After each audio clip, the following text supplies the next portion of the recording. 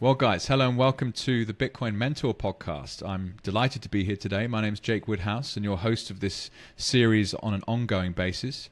Today we've got Mike Cook. Mike is going to talk us through his journey to Bitcoin, talk us through his latest project as an entrepreneur, and we're going to dive into what really made him take a second breath and go, what is this thing, Bitcoin? And through that, I hope we're going to uncover all sorts of interesting parts of the business world, the investing world, and who Mike is. So, Mike, welcome to the show today.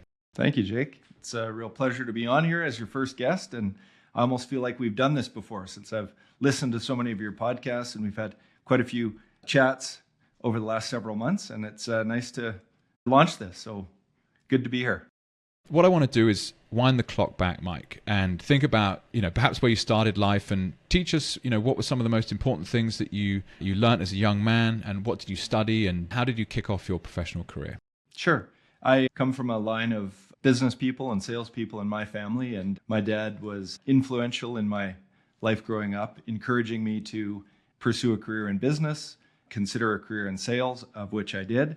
And one of the sort of philosophical messages he gave me for success in sales wasn't necessarily, to be gregarious and outgoing, but in fact to be empathetic with the people that you're working with and trying to sell to. And I think that's been effective for me in my career whenever I'm working with someone or trying to understand where they're coming from, try to, get a perspective of how they're seeing the message I'm delivering through their eyes. And so I studied business at university with a focus on marketing, and then worked in sales for a few years, and eventually decided that I wanted to get serious with life and decided to pursue a career as an accountant of all things. So I went and did a chartered accountant's designation, got married at 26. I'm 53 now. I had a career in accounting for a short period of time that transitioned into mergers and acquisitions, that led over the course of my career into private equity. And that's where I spent most of my career in private equity, building some private equity businesses.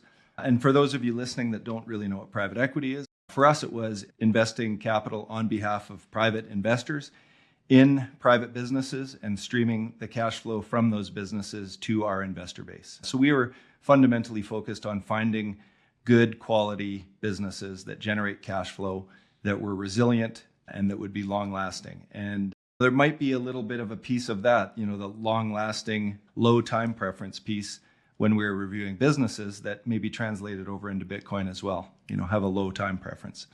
So nonetheless, I worked my career building businesses, working with business owners, understanding what made them tick, try to, get into their shoes to see what was successful with their business and apply those skills and lessons to the businesses that I was working on and building. That's kind of the long story short, to try to give you a little bit of a snapshot of my career. This conversation will go live after it's been announced that we are going into business together, so we can talk about that on this show, which is cool. And for myself as a 36-year-old, to be able to work alongside Mike with that pedigree of experience, having built and invested in and sold companies, is extremely exciting.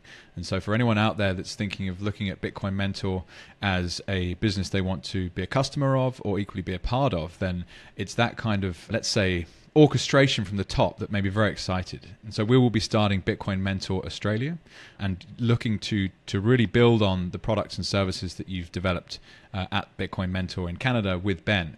But we'll get onto that in a later part of the discussion. Sure. So you've done a whole ton of things that I think are really awesome, and I'd love to just go through those first before we get to what is the current project, Bitcoin Mentor.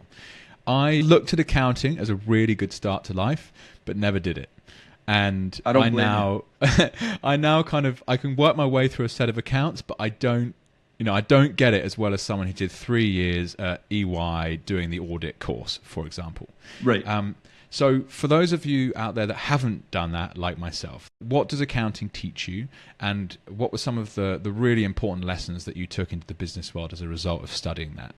Well, it's actually, first of all, I think it was the training ground. And I think a lot of that is lost these days where, again, training in those big accounting firms, although painful at times and not that well compensated with extremely long hours, definitely teaches you, discipline, focusing on process, understanding how businesses work.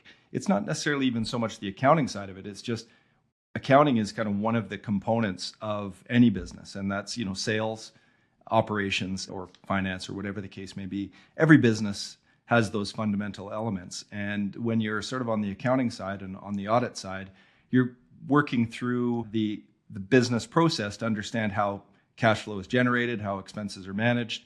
And I think it just gives you some perspective on a whole bunch of different businesses and an ability to break them down and recognize what the basic elements are of the business. And I think it gave me the opportunity to understand. I came from more of the sales side to understand the accounting side. And then throughout my career, I worked a lot more on the operations side as well. So the accounting, I think it's often considered a necessary evil, but it is an important element of any business.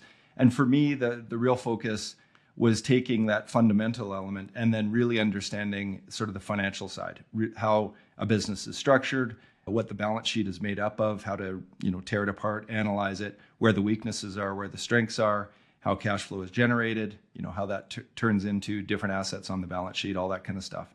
And I think it just gives you an ability to read what some people see as cryptic financial statements and really understand what those financial statements are telling you. Mm. And I was a fan of your book. So as part of my... Go on, Mike, sorry. Yeah, when we were launching our business, of which now I'm exited from, we were targeting business owners in sort of the $5 to $50 million range for acquiring their businesses. And there's many, many businesses in Canada that sort of fit in that small to medium sized enterprise. And we were trying to figure out a way to differentiate ourselves from a marketing perspective. And I always believed in education was an effective tool for that. So I had, in a previous life, written a bunch of articles and felt that those articles put together would be a very good step-by-step guide for a business owner to understand and, again, break apart the mysteries of what's involved in valuing a business, what to look at when you are valuing a business, and then, again, what the process looks like when you go about selling your business. And we put those articles in a book format. I wrote most of the articles. We formulated into a book, and then we sent it out to thousands of business owners across Western Canada. And oddly, we had situations where we'd go and meet a new business owner, and that book would be sitting on the coffee table. And our premise was that people throw out brochures, but we are just conditioned, it seems, in the Western world anyway, to never throw out a hard copy book. It just seems sacrilege. So it was an effective tool. It was quite informative from an educational perspective. It gave business owners a good idea of what to expect, even if they weren't dealing with us, with other private equity firms, what they could expect through the process. And we felt it just generated some goodwill just by providing education and information and kind of opening up that black box on what that process for selling their business, valuing their business, entering into a letter of intent, all these kind of things. And it really did sort of build some good bridges for us with business owners. And over the course of our fund life, we had 2 of our 14 acquisitions were generated from those books, which doesn't seem like a lot, but it was, it was definitely worth putting in the effort. And we ended up having 3 or 4 editions of that book that we kept updating and revising over time. And I don't think that my former partners are using it much anymore, but it was definitely a good tool for us at the time. Well, and selfishly, from my perspective, it was a very useful way of getting to know you. So I would encourage any West Canadian business owner out there that's thinking of selling should obviously buy the book, the little book of what's next, and chat to Mike. But one of the insights there that I wanted to draw on in relation to accounting was, and forgive me for those out there that don't find this interesting, but I do, we use ways of measuring things to make decisions. And EBITDA is a regularly referred to metric to measure the success of a business. And I had never considered before how much that can be manipulated in regards to if a private business had been run for 30 years by someone and they'd used it as a kind of savings account or as a expenses account, there's certain things you can strip out of the company that mean that EBITDA actually increases, and therefore the multiple on the valuation of the company is different.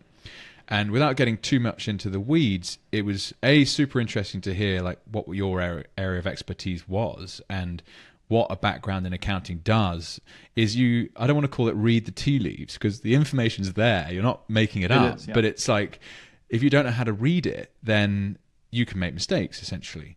And I think that's just such a wonderful base to be able to approach the business world from. And it must have served you a great purpose many times. I mean, ultimately, that was a lead magnet for your fund. And so that leads me on to then really asking about that M&A experience. So obviously you had the good basis and accountant to work from. And is that Equicapita you're referring to when you did Yes. M&A stuff? Yeah. Okay. Well, cool. so I did M&A stuff prior to that, and that would be often on the selling of businesses. But my former business partner and I don't know, I think this would have been back in 2006 or 7, we started getting together. We had reconnected after being childhood friends, and I'm 53 now. So that was, 17 years ago, I guess. We started talking about starting this business and what we wanted to do. We wanted to build a private equity firm. And over the course of about 6 or 7 years, we talked about our plans on what we wanted to do, how we wanted to get there, get together for beers, talk about what the opportunities were. And it became actually over time a little bit painful for us to recognize it had been such a long period of time that we talked about this dream of building our own private equity firm. In your head the whole time.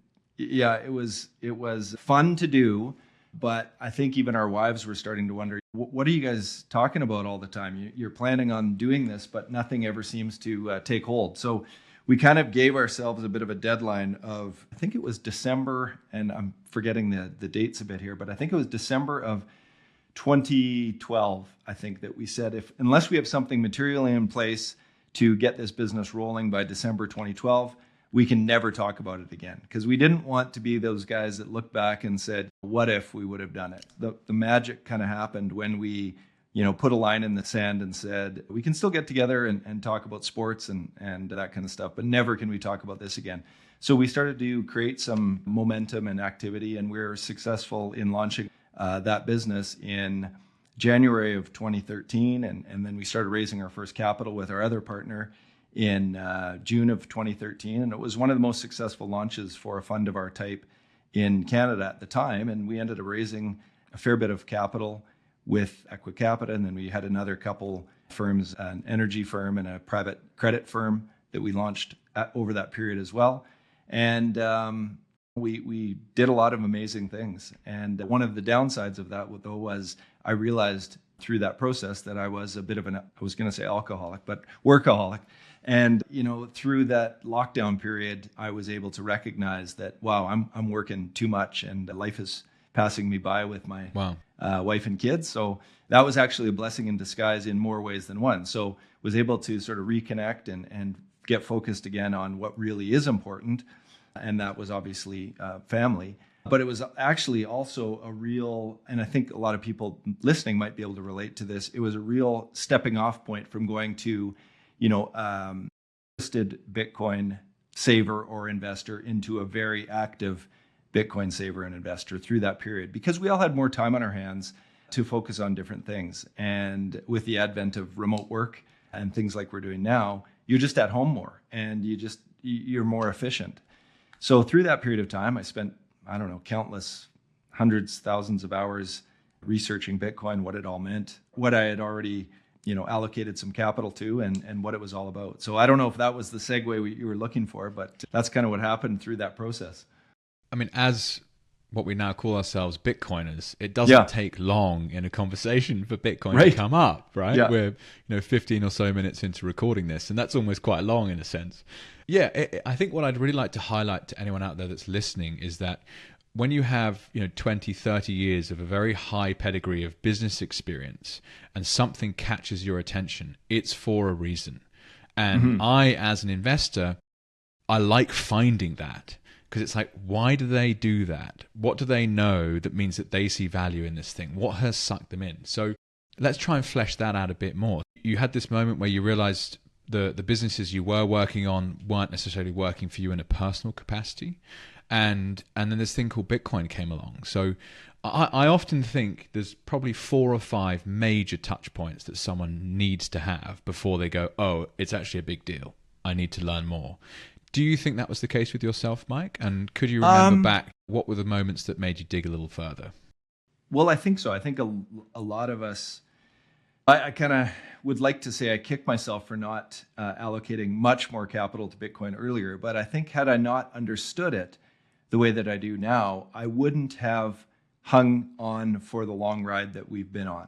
So I definitely heard about Bitcoin prior to 2018, but hadn't really paid much attention to it, partly because I was so busy building my own business that I didn't really have the extra bandwidth to be focusing on other things like Bitcoin.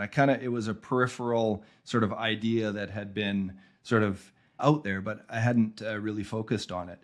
A couple times, right? I mean, it had come up in general conversation, of which I was not even that intrigued by at the time. But what I think my sort of most important initial touch point was to get me to allocate some capital to Bitcoin was a business partner of mine in one of the businesses we had. He had a son who was in Silicon Valley area, and he was had launched a credit fund lending fiat to Bitcoiners and helping them create some liquidity with their Bitcoin holdings. And this was the first time I'd heard of any sort of application to create some kind of liquidity for Bitcoin holdings. And he explained to me, because I ended up being an investor in that fund, and what actually really tweaked my interest was the fact that they have almost zero loan losses on their Bitcoin portfolio, despite the fact that Bitcoin price itself was extremely volatile.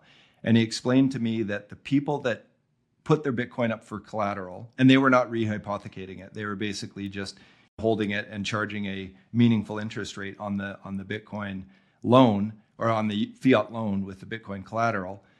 He said that they basically had zero loan losses because Bitcoin holders, I don't think he called it hodlers at the time, would do whatever they could to make sure they did not lose their Bitcoin holdings. And whether that would be re-upping with more Bitcoin on deposit to get their loan to value back in line, or they would find a way to pay off the loan just to get their Bitcoin back. And to me, that was a real interesting pivot point, because up to that point, I was a precious metals guy, limited government, just kind of libertarian minded, but hadn't really connected the dots on how important of an asset this was to people. And that, for me, even though I invested in the fund from the credit side, it gave me no more access to Bitcoin itself. It was just to provide liquidity to Bitcoin holders. And that was kind of the point that really got me to dig into it based on those conversations. Then Trevor is my friend's name. He created a bit of a monster, which led me down, this Bitcoin rabbit hole and journey that we've all been on, to the point where I couldn't get enough. And that was kind of through that, a lot of that lockdown period, it was really accelerated. And so, Mike, you touched on earlier, one of the businesses you founded was a credit fund. Yes. And so I think it would be fair to say you're an expert in that space as well. And how often do you see zero loan losses? Yeah, I mean, not very often. Based on the credit portfolio, your client portfolio, you've got your provisions for loan losses in place, of which they did as well, but they really never had to draw on those provisions, and it was very unusual. So they had their provisions, but never realized any loan losses. And it was a pretty amazing business, actually. And that's where it's like we all have a combined amalgamation of experience that helps us see the world. And so when you're looking at a credit business, you understand straight away, because of your previous experience with credit, how it should look. Mm-hmm. And it's like, well, hang on, that doesn't look right. Right. And it's like, what the hell is going on here? And then you look at the psychology behind why it's happening. And it's not because it's any less risky per se. It's just more that the person who's put the collateral up wants the collateral back really, really badly. Yeah. And it's like, whoa, okay. Love that. I've not heard anyone talk through that lens before. Brilliant. That's exactly what these conversations are all about. And again, anyone out there that might be listening, you have an individual and unique view of the world. There will be something that other people don't know about that means you see value in Bitcoin. And I love uncovering those stories. And so to continue that, Mike, So this was the first like major flavor you got, and your entrepreneurial instincts probably they start flashing. Hang on a second, what's going on here? So continue on the journey with us. So what happened next? Well, I think that, so through that period, I guess, I mean, the timing is probably 2020 to, I finally exited Equicapita in March of 2022. So as my involvement started to decline, partly because we had built an incredible team, they ended up doing more and more of the work. And I think that as an entrepreneur, if you want to build a successful business, you got to bring in people that are better than you at the things that you do. And I think that we did a really good job of that. I mean, my role was, for the most part, coaching and mentoring the individuals that we brought on to the team. And when they ended up doing their jobs excellently, I became a little bit more redundant, and which was okay. So it gave me a little bit more time to focus on things that were then of great interest to me, because I was mostly focused on the deal side. So looking for new deals, structuring, negotiating, all that kind of stuff. One of my close friends, who became the guy that led our deals in Ontario, he was amazing. He was an incredible deal guy, and I worked closely with him, but he basically he was able to handle everything. And I think he humored me by, telling me that I was important in the process, but he did an incredible job. So through that period of time, I had more and more capacity to read about Bitcoin. And that was, I think, fortunately, a time when there was a lot more Bitcoin podcasts, a lot more books that were written, a lot of material that was available, and I had a lot more time to digest it. So I would spend every possible moment listening to podcasts, listening to audiobooks. I'm a big audio listener or learner. And then I'm also a pretty voracious reader. So what I think happened was I converted from a bit of a workaholic into a Bitcoinaholic and took in all any available information I could get. And through that period of time, to the point where I finally exited my business in 2022, then I started thinking about, okay, wow, this has now become where your mind goes, your money follows. So more and more of our capital was allocated to Bitcoin. And then you start thinking about it more. It becomes a bit of a virtuous circle. You try and figure out all the ways and that you can, help other people see what you see. And so I started spending a lot more time talking to friends and family and business associates about Bitcoin, as we can all relate in any possible scenario, to the extent where most people thought I was a little bit crazy, as is often the case. And, helped onboard people into hardware wallets and keys and all this kind of stuff, and helped them get set up on exchanges to buy Bitcoin, and was constantly proselytizing the message of Bitcoin and the hope that it can bring. And I'm not kidding. I think a lot of people did think I was crazy, and probably still do. But that whole process then led me to think, okay, well, this has become a big part of my life. How can I make it more part of my life? I'm, as I mentioned, 53 and not ready to pack it in. So my wife and I have 3 kids, 21, 19, and 15. And I'm still, wanting to contribute. So that was kind of what led to my search for how can I do something in Bitcoin. And I kind of went down all the conventional paths of trying to figure out a Bitcoin fund and all this kind of stuff. And it just wasn't resonating with me enough to really go that route. It's so interesting to hear how you've done all this work and you're trying to figure out, okay, well, what do I want to do with my time? And I've heard you discuss on video calls the last month or couple months that essentially you're a retired entrepreneur. You don't need to do any of this, yet you're motivated to. And I love that, right? It's coming from a place of desire rather than a place of need. And I think it creates better things, whether that's in the artistic world, whether that's in the business world, whether that's in a music studio. When you're coming from that kind of place, what comes out is just much more authentic and much more valuable. And so, well, let's talk about the foundation of Bitcoin Mentors. So, like all of us, I mean, I for one, back in 2020, I'm like, well, I need to buy this stuff, and I want to buy it in a large ticket size. Yeah. And if I do that, how do I know that I don't fuck it up? You know what I mean? To be blunt, it's like if I get this wrong, it's gone. And when the kind of money that I was thinking of doing it with was involved, it's like, you do not want to get this wrong. And Right. I come at things from an inheritance management perspective, and it's all wrapped in the same kind of thing, essentially. It's like, I got given a bunch of money when my father died young.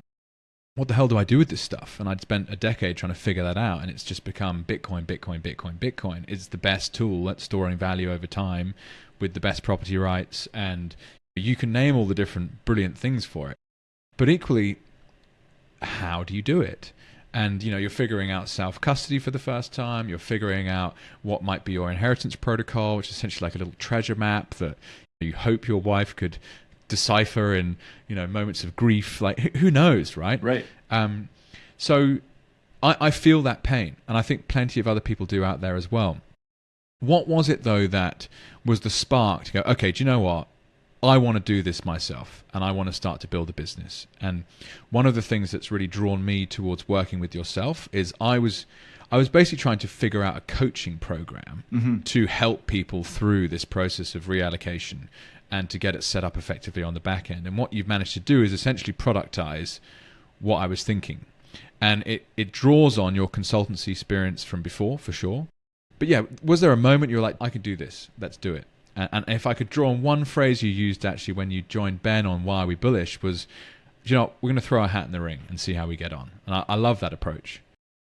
Yeah, well, and I think there's multiple components to even that statement. And I think my view was there were other capable groups out there doing different type of work for onboarding new Bitcoiners. I didn't see necessarily what I wanted in a business in the other offerings. And so I thought, you know what, I'm going to try and build what I would like to buy. And for me, that was kind of an important early lesson that I had learned in business and from my family. It's hard to sell what you wouldn't buy. And so I wanted to try and build, a business for a solution and solutions that other people would be interested in buying if I try and look to their problems and stand in their shoes and try and get that perspective. I was doing this work on my own, helping people, getting them set up with hardware wallets and all that kind of stuff, and multi-sig and inheritance planning. But I kind of found it a little bit lonely, actually, kind of doing it by myself. And then you're excited and you want to talk about it. And as I joked already, my wife and kids don't want to talk about it all the time. So I kind of found it was a little bit lonely. The second challenge I had was a lot of the people that I know in my network see me as the private equity guy, not necessarily the Bitcoin guy. Rightly or wrongly, I think a lot of individuals see, the Bitcoin experts and sort of the Bitcoin community as younger professionals, more so like yourself than an old guy like me. So I thought I need to have some type of association or credibility, branding, processes, team in place. And I thought, well, I could probably figure out a way to build that. And then thirdly, I kind of thought there would be other people out there like me that have something to offer, have some experience in Bitcoin that can help individuals along the way not make the same mistakes that maybe we have all made to prevent them from doing it. And furthermore, I think that this next wave of Bitcoiners will also want that additional assistance and guidance through the process. But the key element for the success of the business, I think, was connecting with Ben. If I even rewind the clock about a little bit more than a year ago, I went to a local Bitcoin meetup and ended up sitting next to Ben, and we had a great chat and just shooting the shit and talking about a bunch of things. And I really liked him. I mean, he's just a terrific guy. And that, I think, opened up the opportunity. There was no sort of plan in place. I just wanted to get out of the house and talk to other Bitcoiners. But that sort of planted that opportunity seed, I think, if you will. So when I was going around planning this business, I messaged Ben and said, hey, would you be interested in getting together for a coffee? And told him what I was planning on doing. And he, without hesitation, said, and without knowing me very well, other than meeting half dozen times, said, yeah, I want to do that with you. And sort of that really sparked the opportunity, because sure, I had the business experience and the ability to, see kind of the big picture.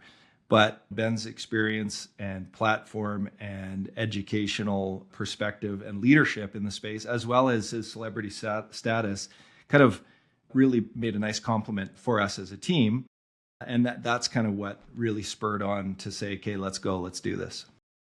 Brilliant. And congratulations on the progress so far. It's been thanks. Really awesome to watch. And perhaps that's a good moment to ask, since you guys launched, how have you found things and what have your largest lessons been? That's a great question. So when we first started building, the business plan and model and trying to figure out how we were going to roll it out, we wanted to start with a target market. Who are we going to be aiming our services at that would see value in what we're providing? So we kind of had this caricature of who a typical client would be. And maybe just with bias as me as sort of a test client, we kind of used a relatively affluent, middle-aged man or woman that had accumulated some wealth that was going to allocate to Bitcoin, but was also really interested, if they were going to allocate, they wanted to make sure that this allocation was secure, well set up, not prone to mistakes, still in their control, but also had some inheritance planning built in. And so that was sort of the key foundational element for us as we built the business. And then since we launched, which has only been roughly 2 months, we have found that the bigger part of the market so far for us has been people that just want the basics. They really want to sort of get from exchange to wallet in some capacity, where they're terrified of the fact that they've bought a hardware device and they don't really even want to take it out of the package. They just want someone to sort of help them with the basics. And as amazing as Ben's tutorials are, people are still reluctant to sort of take that first step. And a lot of the work that we've done so far with the mentors have been really helping with some of the basics. And I'm really surprised by that. I think it does speak, Jake, to the opportunity in the space where we're there to help, right? We're not there to take over their Bitcoin. We just want to help them with this process so they can become real Bitcoiners through this journey. And they can start with a simple mobile wallet, and over the course of time working with their mentors, come to be total self-sovereign Bitcoiners over the course of the program. I started calling this the sovereign stack. And a big part of that is that you're building your own bank, but it's not a bank in the sense that you're taking deposits and fractional reserve lending and all that jazz. You're taking a digital bearer asset and storing it in such a way that it cannot be accessed by anyone except for yourself or extremely close relatives.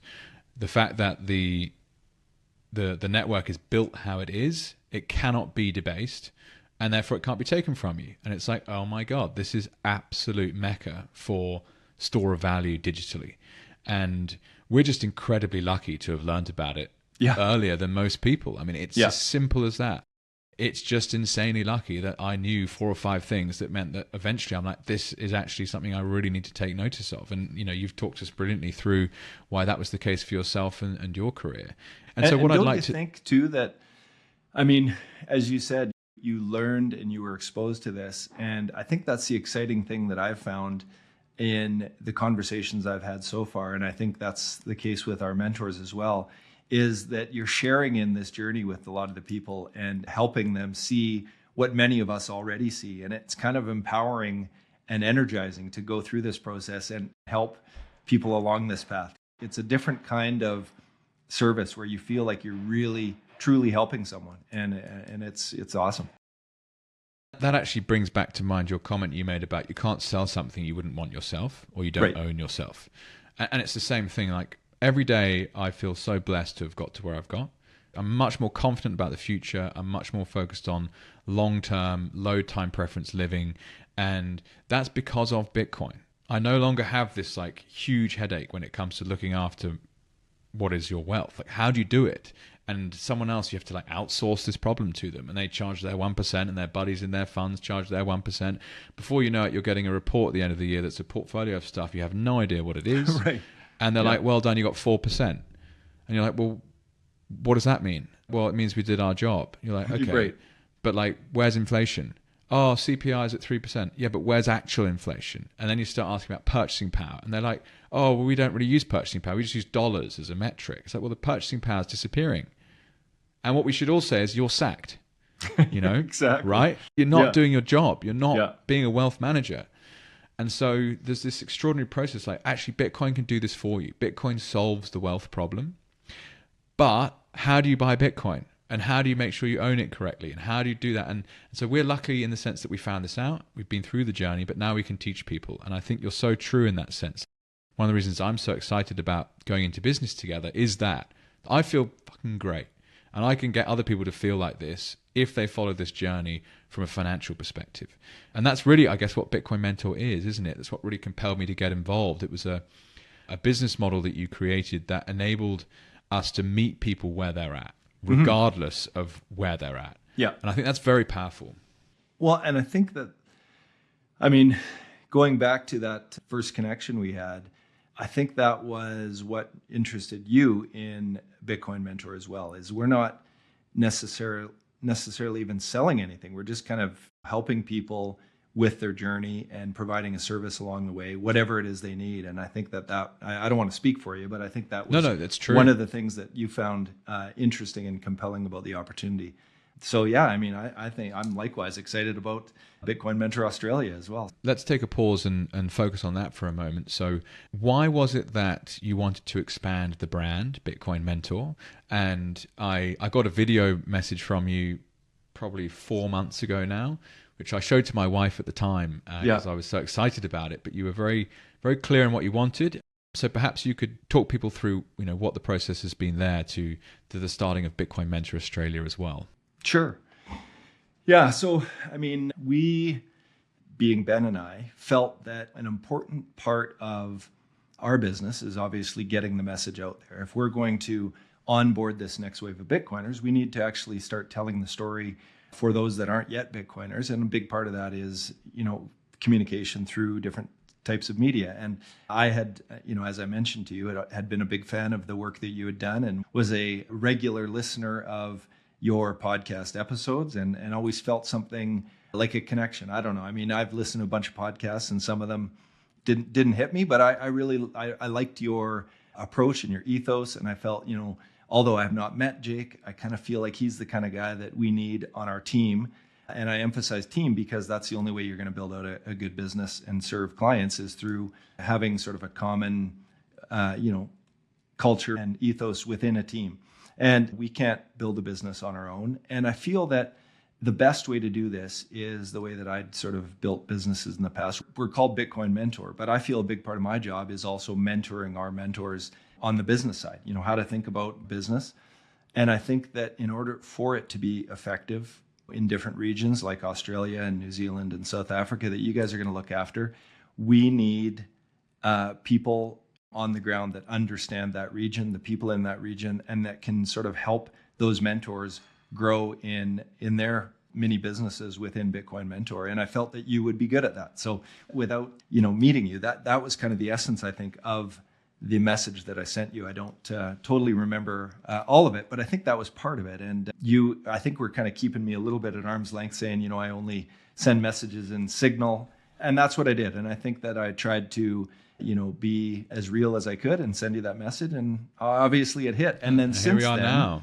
Yeah, we, I think, have made some great strides and brought on your partner who had also expressed an interest at your urging to just put his hand up to be a mentor. And then through that dialogue, he's going to join and be an important part of this process as well. So you might want to mention who that is too. Yeah, shout out to Dale. So Mr. Dale Warburton, host of the Why Bitcoin show.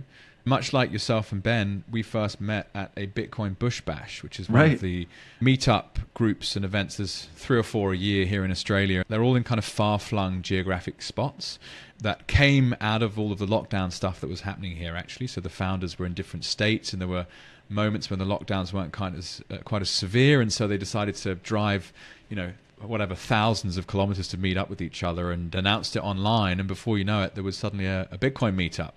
So shout out to the guys that set up the Bush Bash. But it's such a cool part of it. It's making new friends and connecting over this thing that it's essentially a very nascent technology, but it pulls you together. And I mean, there's just going to be so many businesses or creativity is a better word, that gets unleashed as a result of these meetups. And I would encourage anyone to go, because you suddenly go from being what is essentially a closet researcher to someone who's like meeting real people. If I was to meet you at a meetup, it's like, holy shit, he literally built and sold a private equity company. Hello. He's not messing around when it comes to how he looks at the world of business and finance. And the other point I'd love to add, which is I always encourage people to get out there, write newsletters, write tweets, do podcasts, whatever it takes. Because in my case, I've gained so much value out of doing that. And I describe them as digital breadcrumbs. You just never know when someone's going to come across this trail of exploration and research, and you don't know where it's going to take you. And here I am now as a business partner with yourself as a result of the work I did with Bitcoin with Jake. So I think 2022 was probably the height of that project, actually. I pumped out 80 episodes over the course of the 12 months into 2023.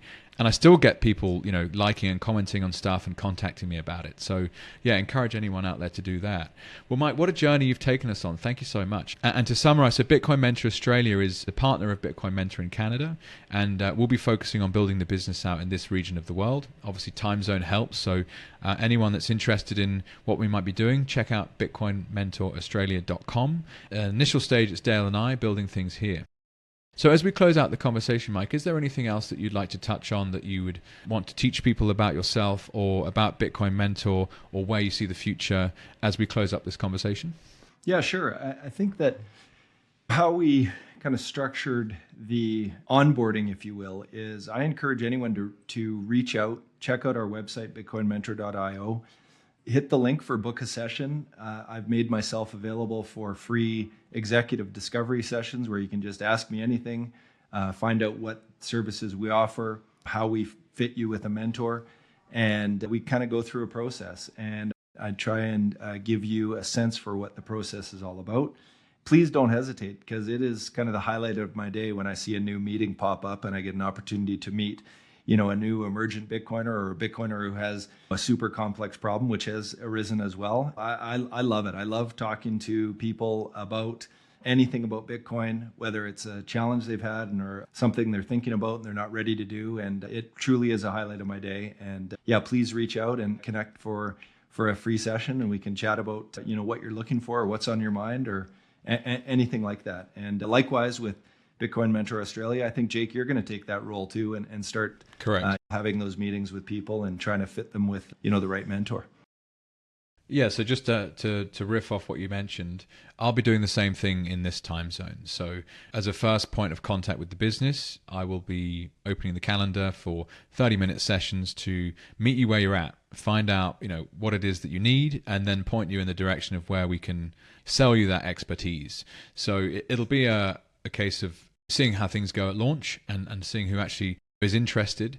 I want to touch on the word complex that you just used. I don't know if you're willing to run through the specific example you had recently without obviously mentioning any names, etc. But one of the real draws for myself and Dale to work, not just with Mike with his pedigree of a business background, but also Ben with his years of deep research into the Bitcoin space. What is the stack that BTC Sessions recommends? And that's essentially what we're selling. And so there is no problem that you can come to us with, in theory, that we can't solve. I.e., it's often people who just want to figure out how to move it from an exchange into a wallet. If so, great, we can help you out. But if it's someone who's got a much more complex problem, we should also be able to help solve that too. So perhaps you could just, if you had a comment on that, Mike, please. Yeah, that was kind of an interesting one. And without getting into too many details, I think it was an example of someone who felt that complexity equaled security, and they had actually mixed up sort of this notion of seed words with a passphrase. And I think they had actually included a 12-word passphrase as part of their wallet structure, and they couldn't quite connect the dots on how to recover their wallet. So fortunately, through our team chat and led by Ben, we were able to sort of zero in on what the issue was and figure out how best to, solve and recover that wallet for that client. And the amazing thing is, these mentors that we have now have become friends, and they're supporting each other in this process of trying to figure out what the solution should be for the given clients and the challenges they're encountering. And it's fun I'm technically capable and competent, but some of the folks we have on the team are extremely sophisticated at some of the problem solving they have. So I'm happy to pass along these real complex issues to those folks, and I can sort of stay at the front end and direct traffic. So yeah, it's pretty cool that, again, without getting too many details, I think they were able to figure out the right solution, and it was one that I wouldn't have been able to figure out. So I'm glad to have that team in the background figure out how to tackle that one. It actually brings to mind for me, everyone's had this at some point in their Bitcoin journey, and this wasn't a complex one, but I'd bought some Bitcoin with a significant amount of capital that I then sent from an exchange to a wallet I controlled, and it just didn't turn up. And Right. it left the exchange, and I'm like, what have I done wrong? And I'm like checking the addresses, and Yeah. for probably 36 hours, Right. like, I just felt slightly sick. Yeah, And it's yeah. like you've lost your wallet, but like Yeah. in a really major way. You're like, Right. oh shit. Yeah. This is not good. And it transpired it was a bank holiday in the country of the exchange. And so with the size that it was, they needed a human to click on the button and say, yes, we confirm this can be sent. And everything was fine. Right. But like, whoa, you're not in a happy spot at that point. And that's the kind of thing that, like, the hand-holding process is very, very, very valuable. And Yeah. that's what I see Bitcoin Mentor being absolutely brilliant at. Well, and that's a good example too, Jake, that even in that instance where you are now, you probably would have known that without sort of some transaction ID that you can check, on the blockchain to see what the status of it is, now you would know, hey, I haven't received a transaction ID, so I know that hasn't left yet. Yeah, exactly. But those are the kind of things that you're kind of freaking out about that I know a lot of people need a little bit of reassurance on, and sometimes that's all you need. Awesome. Well, yeah, basically anyone out there, this has been our first episode of the Bitcoin Mentor podcast. We're going to have a load more coming up on a weekly basis. And initially, we're going to be just chatting to people internal to the business. So other Bitcoin mentors, other co-founders, and I'm looking forward to that process hugely. So Mike, it's just a final question. Where would you like to send anyone that wants to reach out to yourself? Check out the website, bitcoinmentor.io. We also, our team is doing Twitter or X Spaces 3 times a week where they're just giving audience members an opportunity to ask a burning question. It's kind of like Bitcoin Talk Radio for folks that want to just dial in and ask a question. And the mentors usually get on and answer any sort of, topic. They usually have a guest on. That's been quite a good resource as well. Ben is often on those Twitter spaces as well. And then also bitcoinmentoraustralia.com. Check that out as well. There's exciting things afoot, and we're basically here to help you on your Bitcoin journey and make sure your Bitcoin is in safe hands. Awesome. Well, Mike, thank you so much for your time today. My pleasure.